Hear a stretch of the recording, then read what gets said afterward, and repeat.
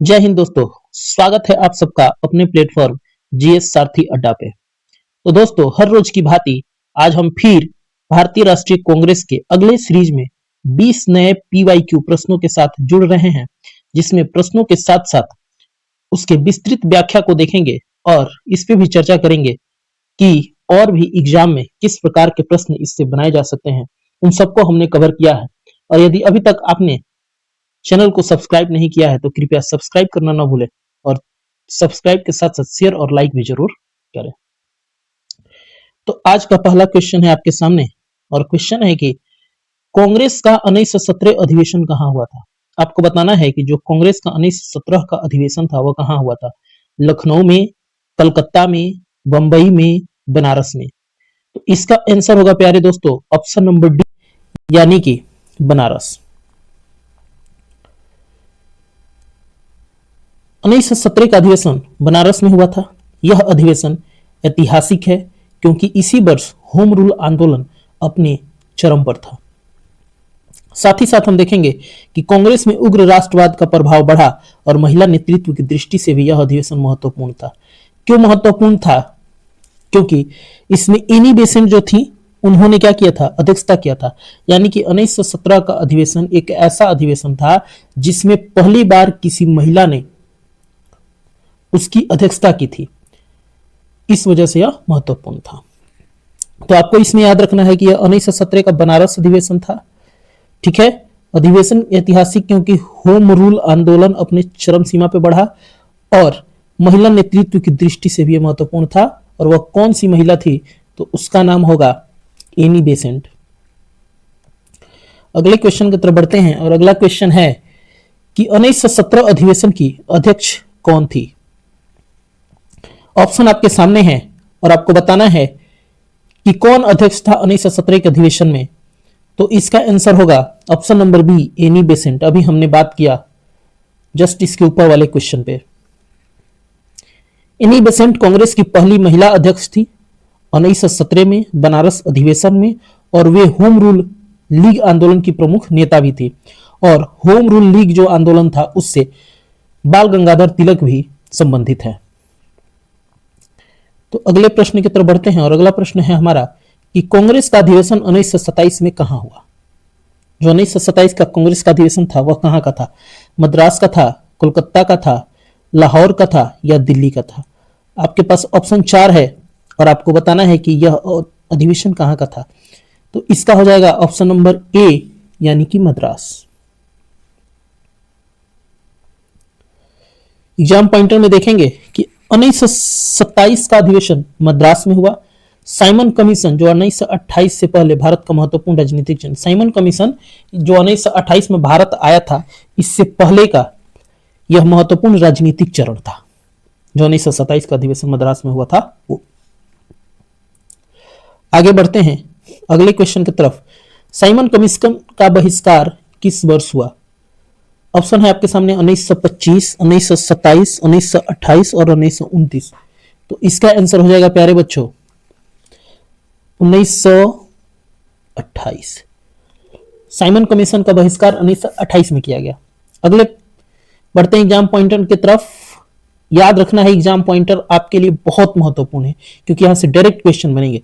Simon commission Bharat कब आया था यदि पूछे तो आंसर होगा साइमन कमीशन 3 फरवरी 1928 को भारत आया। इसमें कोई भी भारतीय सदस्य नहीं था, इसलिए पूरे देश में इसका बहिष्कार हुआ। और इसको व्हाइट मैन कमिटी भी कहा जाता था। व्हाइट मैन कमिटी भी कहा गया, व्हाइट मैन कमिटी भी इसको कहा गया क्योंकि इसमें कोई भारतीय नहीं था, सिर्फ अंग्रेज थे। बढ़ते हैं अब अगले प्रश्न की तरफ, और अगला प्रश्न है हमारा साइमन कमीशन का नारा क्या था। जब साइमन कमीशन भारत में आया तो भारत में वह कौन सा नारा था जिस वजह से और विवाद बढ़ने लगा, और इसमें इसी नारे के उपलक्ष्य में लाला लाजपत राय को सैंडर्स द्वारा लाठी से मार करके उनकी हत्या कर दी जाती है। आगे हम प्रश्न में करेंगे। तो यहां आंसर होगा Simon go back, Simon go back यानी कि साइमन वापस जाओ। तो इसका आंसर हो जाएगा option number C, Simon go back. अगले प्रश्न के एग्जाम पॉइंटर में देख लेंगे और बात करेंगे एग्जाम पॉइंटर में कि साइमन गो बैक का नारा था, यह नारा छात्रों और युवाओं द्वारा प्रमुखता से लगाया गया, यानी जो छात्र थे या जो युवा थे उनके द्वारा यह नारा बहुत प्रमुखता से लगाया गया और बहुत ज्यादा विरोध हुआ कि साइमन गो बैक, जिसे व्हाइट मैन कमेटी भी कहा जाता था। लाला लाजपत राय की मृत्यु भी इसी आंदोलन से जुड़ी है, यानी कि इसी आंदोलन में उनकी मृत्यु हो गई और उनकी मृत्यु का कारण बताया जाता है सैंडर्स। कौन बताया जाता है, मैं लिख दे रहा हूं, यह भी याद रखना है, सैंडर्स था। सैंडर्स ने लाठी से उनके सर पे मार दिया, जिसकी वजह से उनकी मृत्यु हो गई। अब हम बढ़ते हैं अगले प्रश्न की तरफ, और अगला प्रश्न है हमारा कि कांग्रेस का 1936 अधिवेशन कहां हुआ? फैजपुर हुआ, लखनऊ हुआ, हरिपुरा हुआ, कराची हुआ। तो कांग्रेस का 1936 का अधिवेशन लखनऊ हुआ। ऑप्शन नंबर बी होगा इसका, ऑप्शन नंबर बी।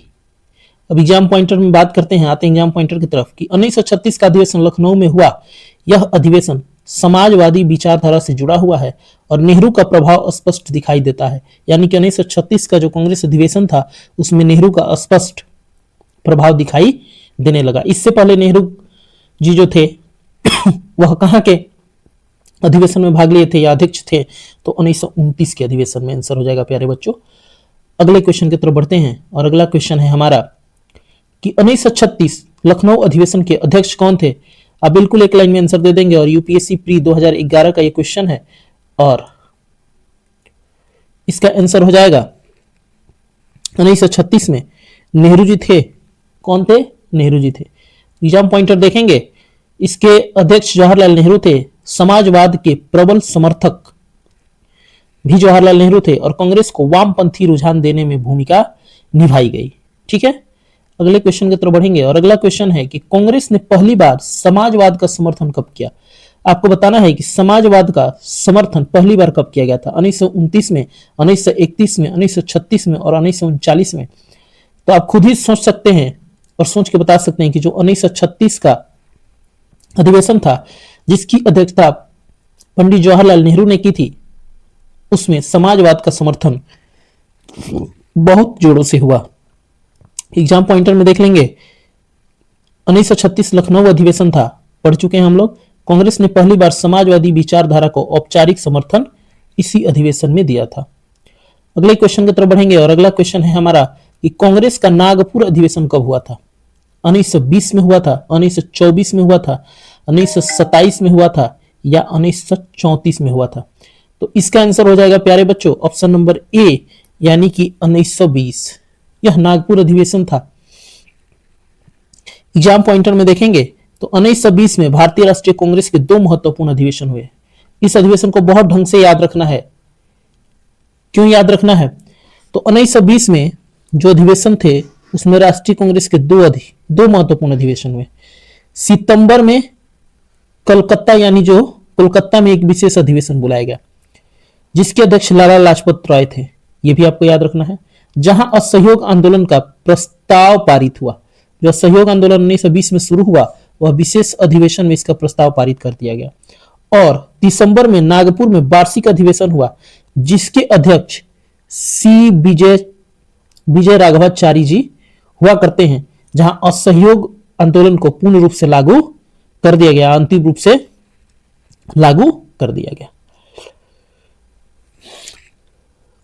अगले प्रश्न की तरफ बढ़ते हैं कि कांग्रेस का संगठनात्मक ढांचा किस अधिवेशन में बदला गया?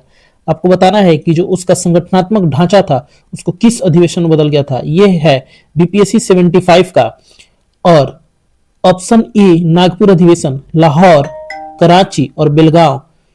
तो इसका आंसर हो जाएगा option number A Nagpur. Exam pointer पे बात करेंगे हम।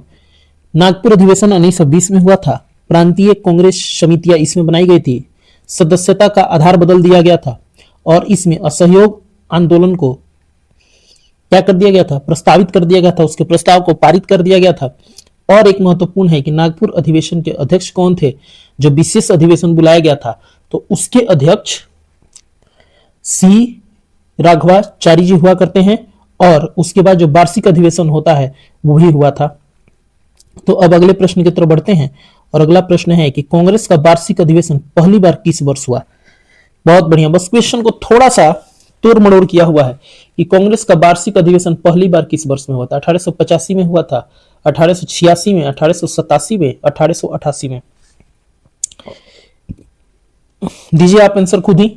इसका आंसर क्या हो जाएगा? ऑप्शन नंबर ए होगा 1885। और इसके अध्यक्ष थे व्योमेश चंद्र बनर्जी यानी कि डब्ल्यू.सी. बनर्जी। और 1885 में ही भारतीय राष्ट्रीय कांग्रेस की स्थापना भी हुई। किसने की? तो एओ ह्यूम ने की, जिन्हें हर्मिट ऑफ शिमला भी कहा जाता है।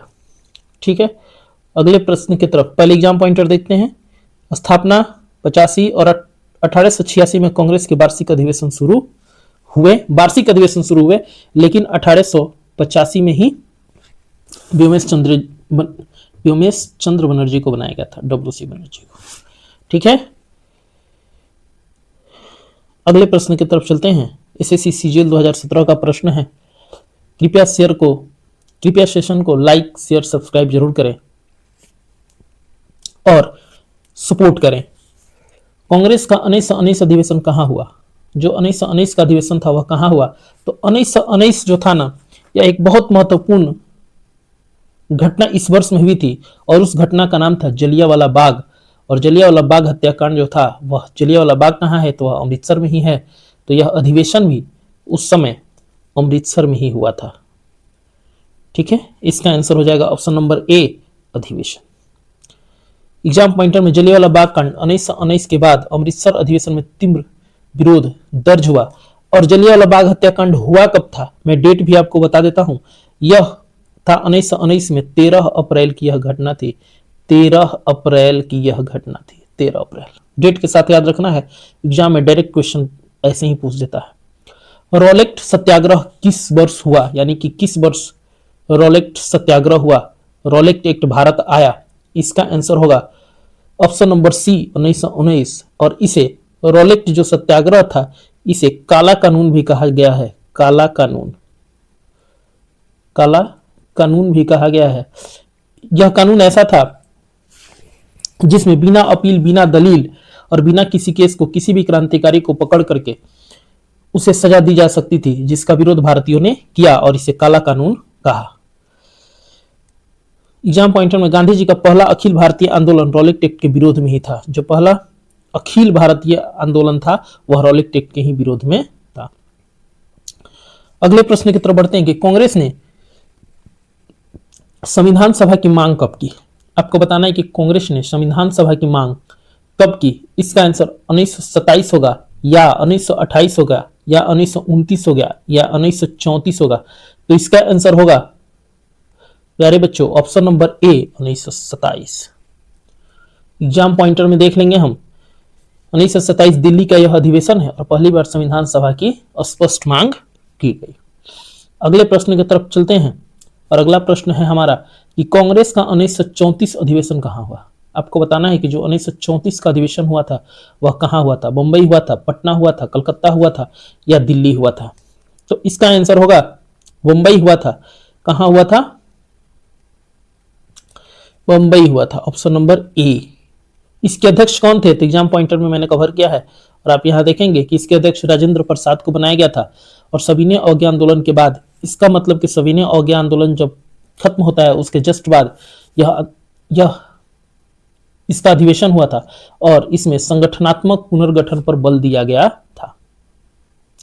अगले प्रश्न की तरफ बढ़ते हैं कि कांग्रेस का 1940 अधिवेशन कहां हुआ? रामगढ़ में हुआ, फैजपुर में हुआ, नागपुर में हुआ, कराची में हुआ?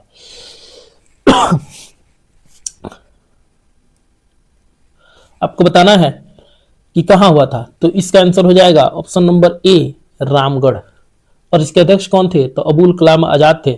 और यह 1940 से 1946 तक लगातार रह गए, क्योंकि बीच में जो द्वितीय विश्व युद्ध आ गया, जिस वजह से भारतीय राष्ट्रीय कांग्रेस का कोई अधिवेशन इस पीरियड में नहीं हुआ और 1946 तक ये सबसे लंबे समय तक रह गए। इसलिए क्वेश्चन में बनता है कि निम्न में से कौन से ऐसे व्यक्ति हैं जो कांग्रेस की सबसे लंबे समय तक अध्यक्ष बने रहे? तो इन्हीं का नाम आता है, अबुल कलाम का।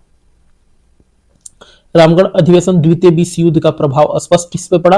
अब अगले क्वेश्चन की तरफ बढ़ते हैं और अगला क्वेश्चन है हमारा कि रामगढ़ अधिवेशन के अध्यक्ष कौन थे? गांधी जी थे, नेहरू जी थे, मौलाना अबुल कलाम आजाद थे, या पटेल जी थे?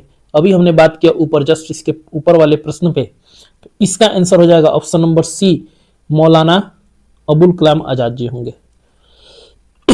सेशन को लाइक शेयर सब्सक्राइब जरूर करें, और यदि अब तक आपने सब्सक्राइब नहीं किया है तो तुरंत जाकर के सब्सक्राइब करें और बेल आइकन के को जरूर दबाएं, ताकि सबसे पहले नोटिफिकेशन आपके पास जाए और आप इस सेशन का फायदा उठा सकें। अगला क्वेश्चन है आपके सामने।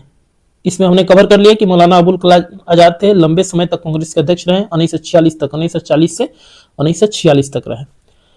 अगले प्रश्न की तरफ चलते हैं कि कांग्रेस का अंतिम अध्यक्ष मतलब स्वतंत्रता से पूर्व कौन सा था, आपको बताना है। जो था उसमें कौन अध्यक्ष थे? नेहरू जी थे, पटेल जी थे, मौलाना आजाद और राजेंद्र प्रसाद। तो अभी हमने बात की कि 1946 तक जब यही थे, तो इसका आंसर हो जाएगा ऑप्शन नंबर सी। आज के प्रश्न भी अच्छे अच्छे हैं, थोड़ा सा कंफ्यूजिंग प्रश्न है। यहां कवर कर दिया गया है कि 1940 से 1946 तक अध्यक्ष रहे, स्वतंत्रता से ठीक पहले तक नेतृत्व किया।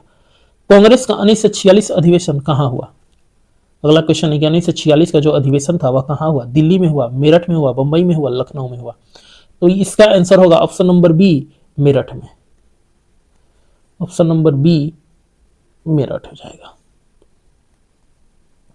यहां है कि इसके अध्यक्ष जेबी कृपलानी और कैबिनेट मिशन योजना के समय अंतरिम सरकार गठन की भूमिका निभाई गई। तो आप यहां कंफ्यूज होंगे कि 1946 तक तो वही थे, तो 1946 तक थे, लेकिन नवंबर दिसंबर तक जो 1946 का सबसे लास्ट था उस समय जेबी कृपलानी इसके अध्यक्ष बने हुए थे। तो और उसमें कैबिनेट मिशन